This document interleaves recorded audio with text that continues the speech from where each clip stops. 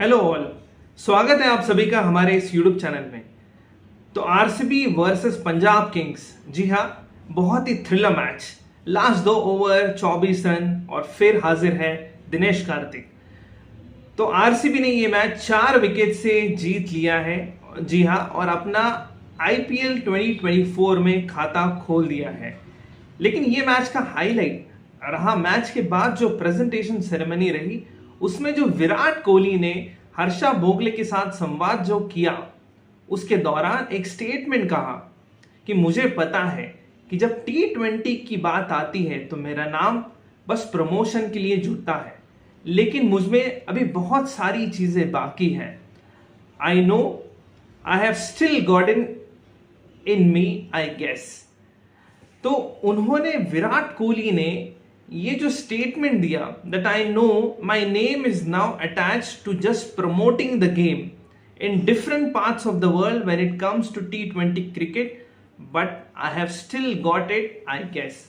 जी हाँ, ये स्टेटमेंट विराट कोहली ने जब प्रेजेंटेशन सेरेमनी चल रही थी तब हर्षा भोगले को कहा। तो इस स्टेटमेंट के पीछे का हम लोग चलो डिकोड करते हैं। इस स्टेटमेंट का जो राज है कि what are the happenings behind the statement. तो ये बात है T20 वर्ल्ड कप के सिनारियो की। जी हाँ, जून 2024 में वर्ल्ड T20 खेला जाएगा यूएसए में। इस वर्ल्ड T20 में भारत की, इंडिया की टीम कैसे रहेगी, कौन उसमें रहेगा, बहुत सारे डिबेट्स एंड डिस्कशंस आपको सोशल मीडिया पे अमॉन्ग्स द एक्सपर्ट्स, बीसीसीआई के एक्सपर्ट्स में ये चर्चाएं अभी शुरू है। लेकिन इसमें सबसे बड़ी जो चर्चा है वो है, क्या विराट कोहली को इंडियन टीम का हिस्सा होना चाहिए या नहीं होना चाहिए। देखिए, बहुत इससे भी बड़ा डिबेट था कि इंडिया का कैप्टन T20 में कौन होना चाहिए। तो वो जय शाह ने जब एक फंक्शन था उसके दौरान कह दिया कि रोहित शर्मा भाई हमारे इंडियन टीम के T20 के कैप्टन होंगे यूएसए में।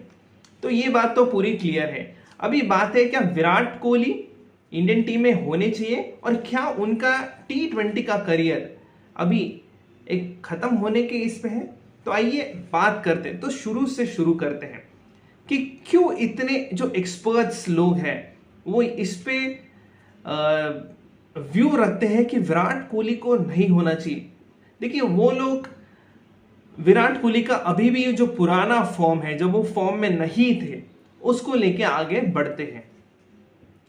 वो लोग अभी भी इस पे किस्सा रखते हैं कि विराट कोहली का स्ट्राइक रेट ज्यादा नहीं है, 120s में है। लेकिन हम लेके आए हैं आपके सामने कुछ स्टैट्स। अगर हम लोग विराट कोहली के T20 परफॉर्मेंस को देखें, 2021 और 2022 में विराट का जो एवरेज था वो था रिस्पेक्टिवली 75 और 56।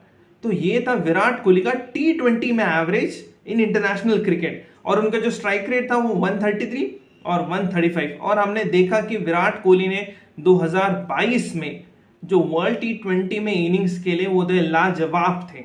एक ऐसे क्रिटिकल सिचुएशंस में, प्रेशर सिचुएशंस में कुछ इनिंग्स खेलना, भाई वो विराट से सीखे। आईपीएल की बात करते हैं 2023 और 2024, क्योंकि 2023 में इंटरनेशनल T20 मैचेस इतने हुए नहीं, क्योंकि वर्ल्ड कप 50 ओवर्स का 2023 में चल रहा था।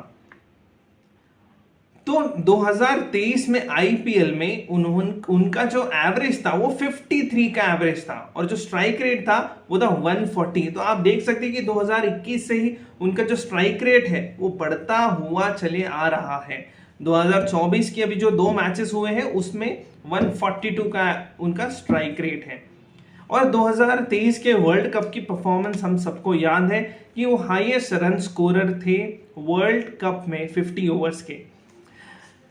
अभी बात करते हैं सबसे इंपॉर्टेंट चीज की कि T20 is not a game of just force and sixes. उसमें हर बॉल पे आपको रन बनाना, गेम में मौजूद रहना बहुत इंपॉर्टेंट होता है।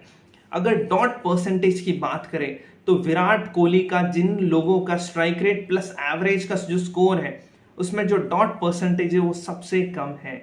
अगर आप परफॉर्मेंसेस लेंगे तो उनका एवरेज डॉट परफॉर्मेंस अराउंड 25-28 के आसपास है।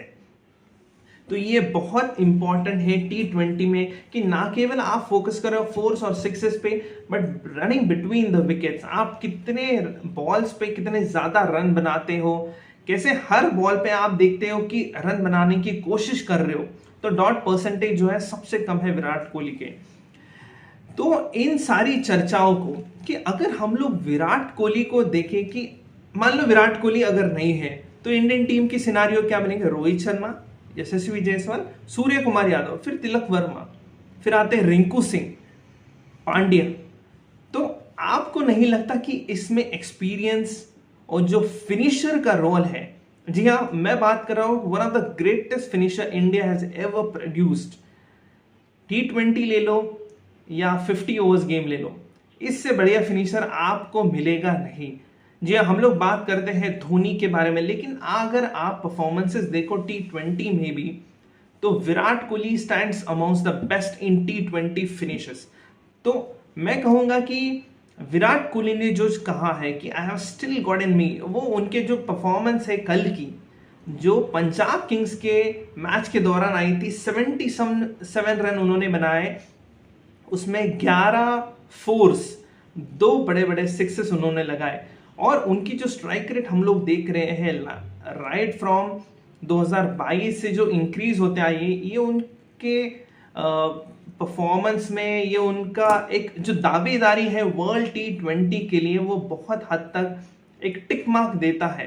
क्योंकि देखिए, अगर हम लोग बस मेरिट के बेसिस पे बात कर रहे हैं कि मेरिट के बेसिस पे कौन ऐसे खिलाड़ी होंगे जो इंडियन टीम का हिस्सा होंगे, तो सारे स्टैट्स बताते हैं, सारे फिनिशेस बताते हैं, सारे रिकॉर्ड्स बताते थे, और अभी परफॉर्मेंसेस बताते हैं कि यस, विराट कोहली की जगह उसमें बनती है।